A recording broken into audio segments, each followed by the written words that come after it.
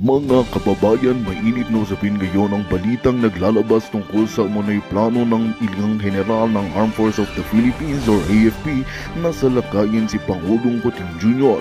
Lumabas na mayroon umanong mga hindi pagkakasunduan sa pagitan ng pamunuan ng AFP at ng administrasyon ni Kuting Jr. na nagdulot ng mga usap-usapin hinggil sa posibleng kudita o pagpapabagsak sa kasalukuyang gobyerno. Sa mga nakalap na impormasyon na bunyag ang ilang isyu at kabalbalan na nangyayari sa loob ng palasyo na umano'y nagiging sanhi ng tensyon. Kasama rito ang mga aligasyon ng korupsyon at maling pamamalakad sa ilang ahensya ng gobyerno na nagpapalala sa sitwasyon. Ang mga isyong ito ang nagiging dahilan ng pagkaligalig sa ilang mataas na opisyal ng militar na tila nawawalan ng tiwala sa kasalukuyang liderato. Patuloy na binabantayan ng sitwasyon at hinihinday ang opisyal na pahayag mula sa Malacanang at sa AFP hinggil sa balitang ito.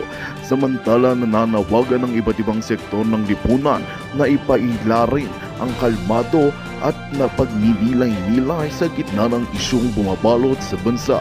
Ang lahat ay umaasang mareresolba ang mga usapin sa pamamagitan ng maayos at mapayapang proseso nang hindi nagdudulot ng karagdagang kaguluhan. At yan nga ang balitang ating pagkakatutukan. Ngunit bagong lahat, siguraduhin mag-subscribe at i-hit ng notification bell para sa patuloy na pagtutok sa mga sulyap ng bagong balita sa tunay na boses ng masa.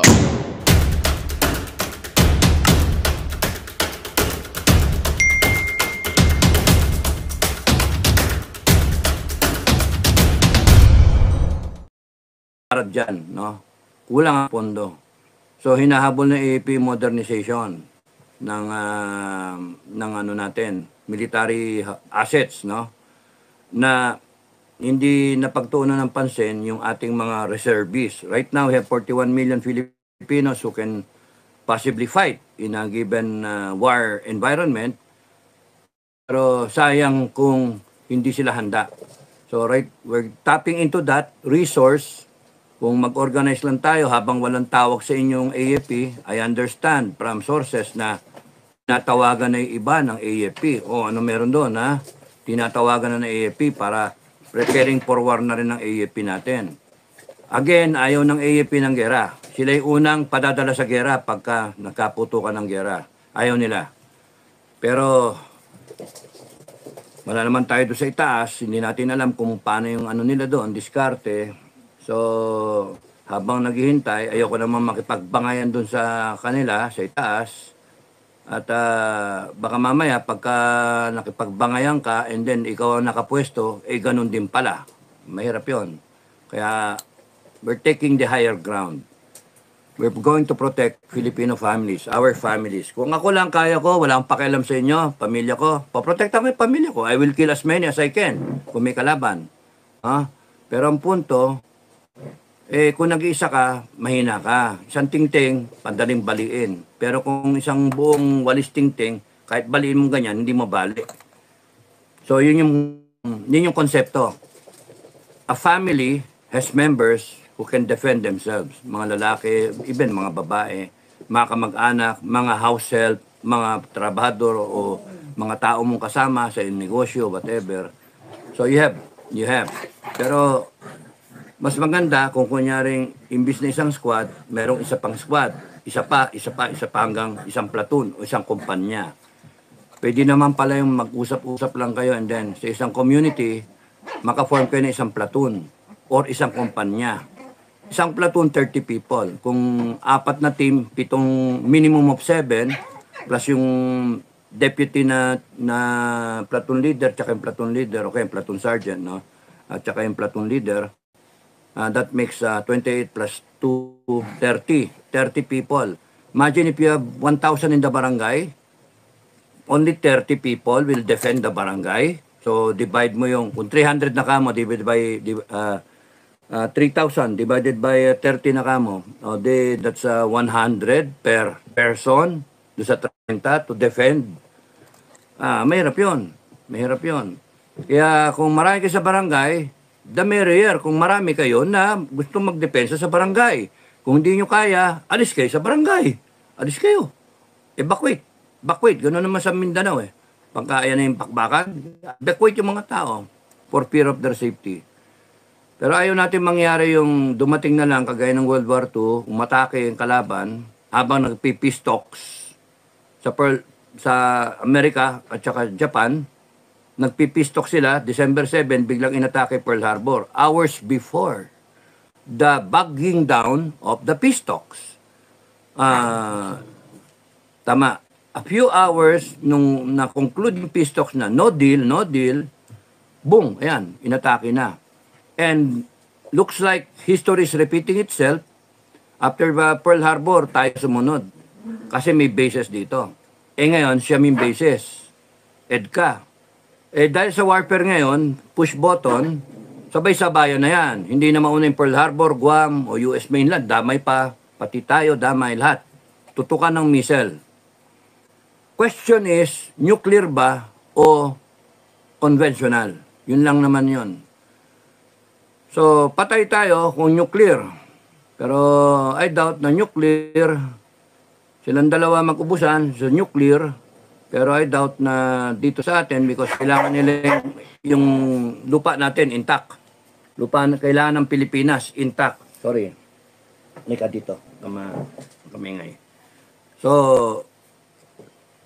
it's about natural resources, real estate, no? Ganun yung mga gere. Hindi lang para exterminate mo yung tao. No, kailangan nila tayo as slaves, no? Kung puputok yan. So yung mga iba nagsasabi ano ko raw, gusto ko raw ng gera. Nako, hindi ko gusto gera. Alam ko paano mapagera. Mayroon pang gera. Lalo na makakita kayo ng dugo, makakita kayo na namamatay, lalo na mahal ninyo. Kami nga, tropa eh. Pag may mamamatay na tropa, okay, nakikita mo yung mga binibisita mo, yung mga sugatan, nakakaano eh. War will only bring, destruction, misery, hunger, no? All the negative things. Iyakan blues, mga ganon, may mamamatay na mahal ka sa buhay, and then it will breed hatred. Hatred for a people. And probably Chinese yun, no? And sila, hatred for us. So kung kayang iwasan, iwasan. Okay. So ganun yung malinaw, malinaw. Sabi ni ano ba ako ng mga question? Diretso na ako. So, anong gusto kong pag-usapan natin? Ang gusto kong puntuhan ngayon, number 1, yung dalawa yung video na nakita ko so far. Yung isa is yung nilabas parehong nilabas ng AFP. Yung una is yung ginigit-get, tama? Nakita niyo yan? Yung ginigit-get, ito yung atin, RHIB, no? Rigid hull, inflatable, boat. So yung bangka natin, ito yung kanila, dalawa, no? So giniipit na ganyan, ginaganon, gumaganon-ganon sila. So, yun nakita natin na parang ginigit-git tayo, okay? Tapos yung pangalawang video na nilabas sa media is yung nandoon na napaligiran na. And the shot was taken overhead. Okay? So, nakita na merong laser na ginagamit, pointed to we don't know kung kanino, and looks like pinopoint din doon sa kumukuha, o kaya doon sa masundalo. Nakita mo merong gas, inagas sila, tear gas siguro yon. Nakita mo na pinapalakol yung RHIB tsaka yung kinukutsilyo na ganyan, at kinuha yung bag. Siguro yun yung mga barel na nakuha, 7 barel. 7 tao doon sa boat, 7 barel. So, yung sinasabi na para sa yun sa Sierra Madre, I don't think so. Sorry, AFP, pero I don't think so. Soldiers always go with their weapons. Pero this time, yung mga weapons nila, nakakalas, no? Presumably, para sa akin, kanila yun. Kung mali ako, sorry. No? Pero sa akin, 7 sundalo yon, 7 yung nakuwang barel in the face, no? Kalas-kalas. So, probably ang sinasabi ko doon sa previous vlog na probably nag-play safe yung mga bata, dinala yung barel. Napsog no? Pang depensa. Ang problema, kalas. Ba't man nila kakalasin? So, probably may guideline na, sige, dalhin yung baril, pero kalasin nyo. para hindi kita, concealed, kaya nasa loob ng bag. Doon pa lang may mali na. Ba't ka magdala ng baril, hindi mo magamit? Hindi mo, para sa may baril, dekorasyon. Ayun, tatago pa, parang ilagay mo sa ilalim ng unan. Baka dumating yung fairy godmother, parang ipin yun, ganon. Mali. Okay yun, nakasukbit na lang siya, nakalabas. Kasi kung nandun yung baril, hindi papasok yung banggagong inchik na yan. Di magratratan silang dalawa. Ngayon magratratan sila. Sino ba ang mainit ang ulo? Sino ba yung pasimuno? Ba yung check? Kitang-kita naman sa video Mukhang kawawa ang Pilipino. So, sabi ko, previously, ay baka nasosobran lang tayo sa rules of engagement. Baka sobra-sobra tayo sa yung sundalo natin na ginaganyan yung masyado, wala nang liway mag-isip. Basta ganito, structured, boom, boom, boom, boom, ganyan. So, pagka naging agresibo ang China, wag kayong lalaban. Maximum tolerance. You do not use your you do not fire. Okay. So, kaya yun ang sinasabi ko, nasobrahan tayo. Okay, maya-maya, yung dagdag ko dyan. Pero ngayon, nagagalaw ho yung yung table. Mami, nagagalaw yung table. Ang next is yung second film yung second video na in-upload na pinapakita na nasa taas. Yung una, galit na galit ako. Nakita ko, tarantado mo ngayon talaga. Tignan mo, kinuyog. Tapos makikita mo doon sa video nga, yung kamay na kinukuha. Overhead siya. Nasa high ground siya, Sino yung kumukuha? Tapos, may naghagis pa ng tubig. Sinabuyan ng tubig. Sabi ko nga dun sa kabilang channel siguro nakita nila na parang mainit yung ulo ng may thermal scanner na ganyan makita. Ang pupula ng inchik parang lumiliyab sa apoy binusan ng tubig, So, it appears na nasa Sierra Madre nasa gilid ng Sierra Madre yung ating mga nabsog. Yung delivery ng baril, baka may pizza pie pa doon, yung delivery ng baril, tapos yung supply nga, umabot na. Hindi ko gets, bakit 15 yung tao doon sa itaas, ba't hindi natulungan tong nasa ibaba? Yung Marines natin, may official doon. So, ano ba naman yung tumigil kayo, bang, bang, bang. Yung warning shot ba? Bang, bang. Pagka hindi, hinagingan nyo yung barko, yung bangka nila. You withdraw. Stay away.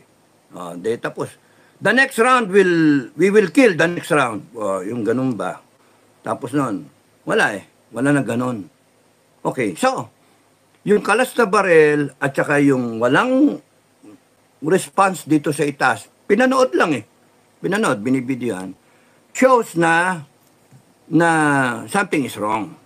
Something is really not right. Tapos nun, yung statement ng ating Navy officers, spokesperson, sinabi, we will not fire the first shot. Okay na sana na parang, yun natin. But that statement is, ewan ko, kung sino ba audience ng statement na yon? International community? Yun ba yun? International community? Or, are you trying to communicate to the Chinese na we will not fire the first shot? Kung baka sa ang analysis ninyo, binibate tayo ng mga incheck para magsimula ng shooting war. Ganun yung analysis ba natin? Ano ba? Ganun ba yung analysis natin? Binibate tayo. Sino nag-analyze nun? Kasi pagka nagputukan yan, di gera na. Gusto ba ng China ng gera? Akala ko ba yung iba nagsasabi ayaw ng China ng gera? Gusto lang nila trade. Ba't pinoprovoke tayo na magbarilan? Hindi ko gets. Sorry, may nautak ko Pero bakit ganon? Sino ba audience ng statement na we will not fire the first shot? Because for me, sorry mga sir, mga kabalyero, Sorry, mga padre, mga underclass na nga pala, mga mayman. Sorry. Kasi, you are only trying to communicate to the Chinese and telling them, sige, ulitin nyo. Sige, ulitin mo. Susunod, di pa nga kami babaril eh. We will not fire the first shot. Sige, ulitin nyo. Oh, susunod, yung kabila naman kamay ha. Ito putol na eh. Ito naman yung kabila, pantayin nyo. Para ganun ba yung gusto nyong mangyari? Isipin ng mga incheck, we will not fire the first shot. Or it would have been a better statement na we are we vehemently na yung behavior ng Chinese, no, for using excessive force, and we demand ganito na yung mga tao ninyo, putaragis kayo, no, ilabas niyo yung mga tao nyo, papuntayin nyo dito sa amin at mag-personally mag-sorry doon sa sundalo namin. Mas maganda statement yun. Mas ano ba? Hindi para magpaggirahan ba natin? No. Gusto lang namin, gentleman to gentleman, Coast Guard to Navy, no?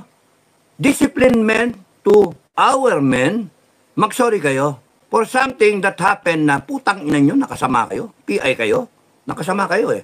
No? Di ba natin pwedeng i-demand nyo sa kanila? Mag-sorry kayo? Kasi kung hindi kayo mag-sorry, pasensyahan tayo sa susunod. Gusto nyo, gera tayo? Gera tayo. Magpatayan tayo. Gusto nyo? Oh. Ay, nako. Kasi yung statement na we will not fire the first shot, you are encouraging the Chinese to repeat it again. And ang masama dyan, baka next time around, i-board nila ang Sierra Madre. Kasi okay lang sa atin yung binord nila tayo at may naputulan ng daliri. Okay lang yung nakuhanan tayo. Because di naman natin sila babarilin eh. Dapat nga sinabi niyan, next time the soldiers are authorized to kill, to shoot them and kill them, to shoot to kill. Kundi natauhan yung mga yan eh. Kasi masyado tayo niisip natin kung ano yung sasabihin ng taga-ibang planeta, taga-ibang, nadidinig kaya tayo sa Mars? Taga-ibang bansa.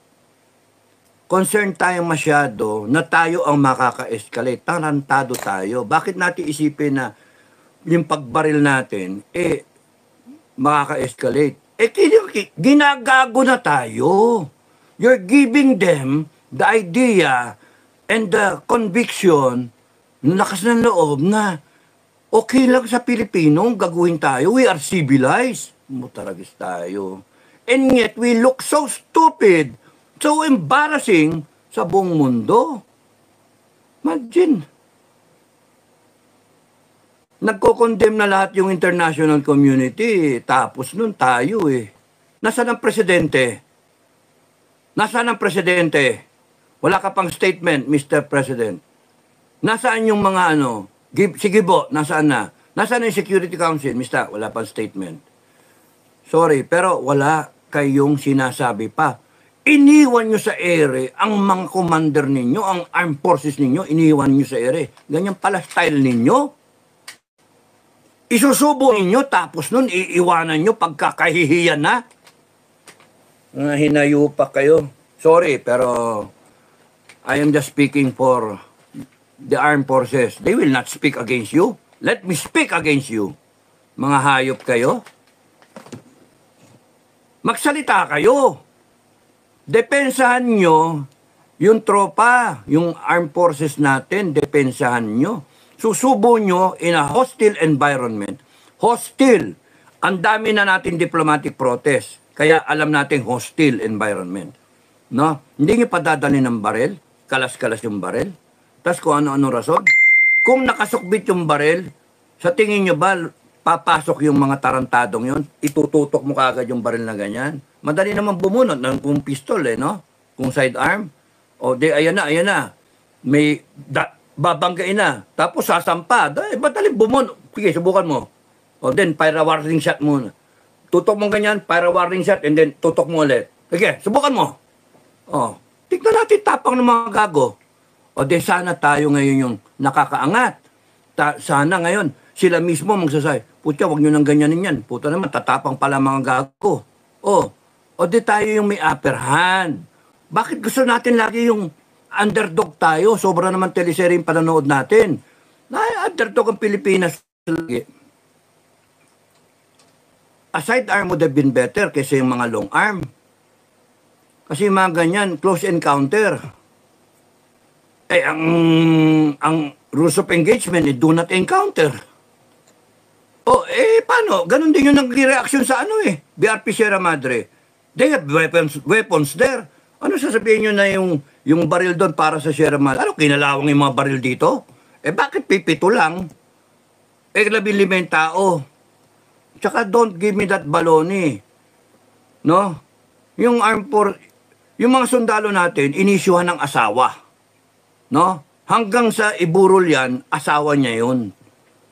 Ililipat na lang, pagka namatay, kukunin ulit siya, serialized Tapos i-issue sa ibang sundalo. Asawa na naman siya ng ibang sundalo. Bata-bata. Asawa natin ang baril. It goes with us anywhere we go. Lalo na kung hostile environment. So, don't give me that crap na yung pumunta ng mga Marines dun sa BRP Sierra Madre ay walang dalang barel or defective yung barel. All of a sudden, pito under defective. You do not send soldiers in a godforsaken outpost, no? Na nagre-resupply lang na halos wala walang syudad no? So, tapos, not in tip-top condition yung kanilang gamit. Ay, nako. Ewan ko ba. Anyway. So, ang punto, masyadong restricted ang kilos ng mga sundalo natin. Tapos, hindi nyo patatayuan. Yun ang nakakainis.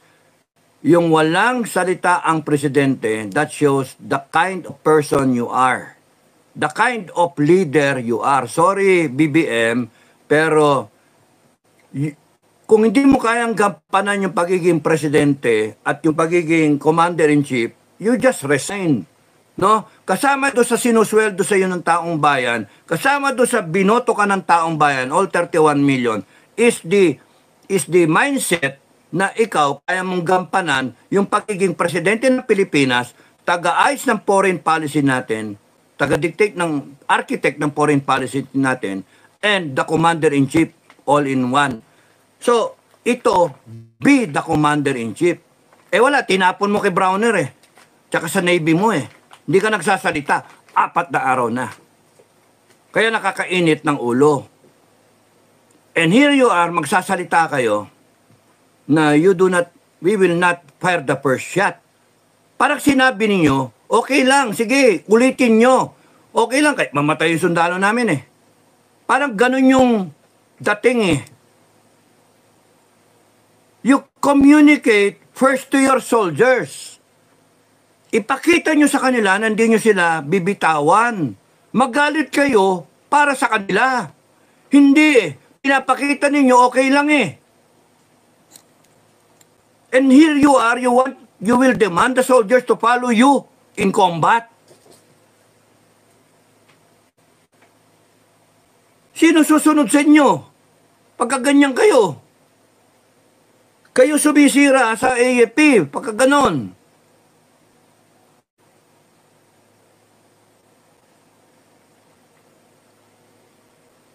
Wawa yung mga sundalo natin, nagmukhang tanga, nagmukhang kawawa, inapi. Tapos kayo, mga opisyal, parang baliwala lang sa inyo. Sorry mga kabalyero, pero real talk lang, from the heart. Tanggapin nyo, o hindi nyo tanggapin, magalit kayo sa akin, so what? Nasabi ko yung sentimiento, no? Wala kayong pakialam, madinig nyo, dapat ginawa pa ninyo, no? Mas maganda sana, binigyan nyo ng pagkakataon, isalaysay nung mga sundalo, all 7, kung ano ang naramdaman nila, ano nakita nila, ano yung naranasan nila, ano yung opinion nila. Kung ito, gusto nyo labanan ng ano, ng saywar-saywar, ng battle of audiences, no? Yung kung sino ang mas maraming maganda narrative at mas maraming audience. Hinarap nyo na lang sana yung sundalo. Oh, ito si Putol. Oh, si PFC na Pakundo. Si Pakundo. Oh, Pakuns. Unang-una, sorry. At ikaw yung ikaw ang inabot nung pagkarampa nung ng bangka nila. Okay. Anong masasabi mo? Hindi, tinatanong kasi ninyo, pupunta ka pa ba? Propaganda para sa armed forces, yung banat ninyo. Sorry mga sir, pero yun yung dating eh. Propaganda, you're trying to save the image of the armed forces. But you're not parang showing your concern sa sundalo nyo.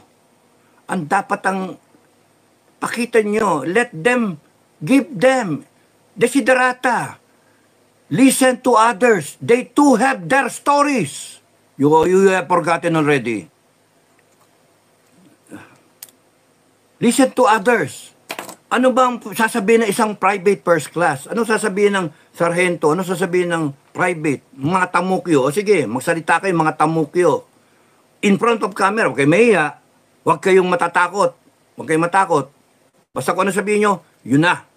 We will back you up. Ganun dapat. Anong klaseng mga opisyal tayo pagka ganyan? Pinasalita nyo sana si Pakundo o natanggalan ng daliri. So, can you kindly relate to us what really happened? O di sinabi, imbis na yung video, no? Iba yung natural na salaysay ng mga bata natin. Tapos, ano ngayon? So, makita nyo kung ano yung experience na masakit sa mata yung gas o kaya hinampas siya, kaya nag-hand-to-hand na.